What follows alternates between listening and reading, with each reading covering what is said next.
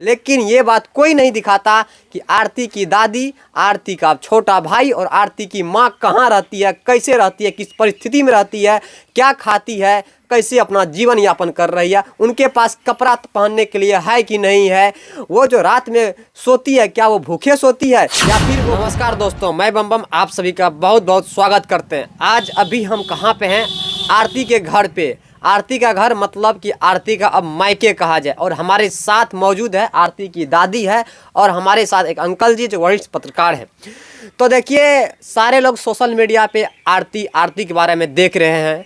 अब आरती छोटू ख़त्म हुआ, अब आरती मन्नू शुरू हुआ है, जिसमें कि अब आप देख रहे होंगे छोटू के घर पे गेट पे उनका जो घर का दरवाज़ा होता है उन पर लॉक कर देता, ताला लगा रहता और वहाँ पे लिखा रहता है अब कोई भी पत्रकार अंदर ना आवे। लेकिन अगर आरती के मायके में देखा जाए तो यहाँ भी बहुत सारे लोग आते हैं, यहाँ का वीडियो बनाते हैं, आरती का घर दिखाते हैं, किस घर में छोटू का हत्या हुआ था वो दिखाते हैं। लेकिन ये बात कोई नहीं दिखाता कि आरती की दादी, आरती का छोटा भाई और आरती की माँ कहाँ रहती है, कैसे रहती है, किस परिस्थिति में रहती है, क्या खाती है, कैसे अपना जीवन यापन कर रही है, उनके पास कपड़ा पहनने के लिए है कि नहीं है, वो जो रात में सोती है क्या वो भूखे सोती है या फिर वो कुछ खाना खा के सोती है, ये लोग कोई नहीं दिखाता। सिर्फ ऊपर आते हैं, वीडियो बना के चले जाते हैं। अभी देखिए आरती के दादी के साथ हम हैं और ये घर में आरती की दादी सिर्फ अकेली है। क्या दादी अभी अकेले है ना घर पे?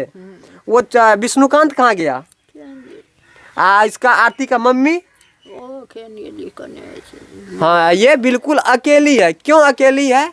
क्योंकि यहाँ पे उन्हें मीडिया वाले बहुत सारे लोग परेशान करते रहते हैं। क्या अंकल, आरती का घर का क्या स्थिति है, क्या हाल है? क्या वर्तमान परिस्थिति तो दुखदायी है कि यहाँ एक जो सेवा वयोवृद्ध दादी माँ का होना चाहिए, आज वो अकेला गाय का चारा से लेकर सारा व्यवस्था करती है। दुखद स्थिति है इस परिवार की।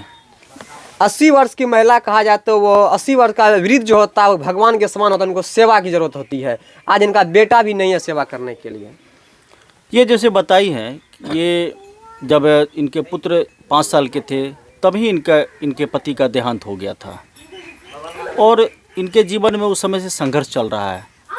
बुढ़ापा में जो पुत्र इनका सेवा करते वो अभी जेल में है। यही नहीं, उनके पुत्र भी हैं, बहू भी है और उसका छोटा बच्चा जो है, एक इनका यानी कि पोती जो है, परपौत्री हो गई। हाँ, परपौत्री हो गई, वो 1.5 साल की है और वो अपनी नानी के यहाँ है। उस परिवार की भी स्थिति बताया जा रहा है कि बहुत मजबूत स्थिति में नहीं है वो, और दूध के लिए भी लाले हैं उस परिवार का। मतलब आरती की भाभी क्या बेटी जो है वो कहाँ पे है? जिस उम्र में उसको बच्चा दूध पीता है, गोदी में माँ का लाड़ प्यार मिलता है, उस उम्र में वो अपने नानी के पास रह रही है, रोती बिखलते रहती है क्योंकि उसकी माँ जो है जेल में है। हाँ, ये बात बता रही है दादी माँ कि दुखद स्थिति है। और आप यहाँ पे बैठे तो अनुमान लग गया होगा कि यहाँ पे खाना होना क्या अच्छी स्थिति नहीं है। मतलब मानवीय मूल्यों का ह्रास है और इनको मदद की ज़रूरत है। जैसा इन्होंने कहा कि दवाई की व्यवस्था भी, कुछ मीडिया कर्मी आते हैं तो उनके ही रहमो करम पे इनकी दवाई की व्यवस्था होती है। तो अगर कोई मीडिया बंधु आते हैं, अगर यहाँ का परिस्थिति देखते हैं और ये देख रहे हैं इसी बेड, जितना भी आप वीडियो देख रहे होंगे इनके दादी के साथ, सिर्फ आप इसी बेड पे और यही एक बिछावन चादर और एक ही यही साड़ी आप देख रहे होंगे, इसी साड़ी नज़र आती है। क्यों? क्योंकि अभी घर में कोई कमाने वाला नहीं है। जो भी कमाने वाला था वो कहाँ है? सलाखे के अंदर, जेल के अंदर है। और सारे लोग आरती को देखना चाह रहे थे, इसीलिए मैंने सोचा कि हम आरती का दादी को भी दिखाते हैं। और ये छोटा बच्चा विष्णुकांत, नहीं, इस परिवार को मदद मिलना चाहिए आर्थिक रूप से, तो निश्चित रूप से जो आए इनकी मदद करें। और आरती का जो छोटा भाई विष्णुकांत है उसका उम्र हो रहा है वही 12 से 13 वर्ष। उस उम्र में को पढ़ाई करना चाहिए था, लेकिन वो अभी क्या कर रहा है?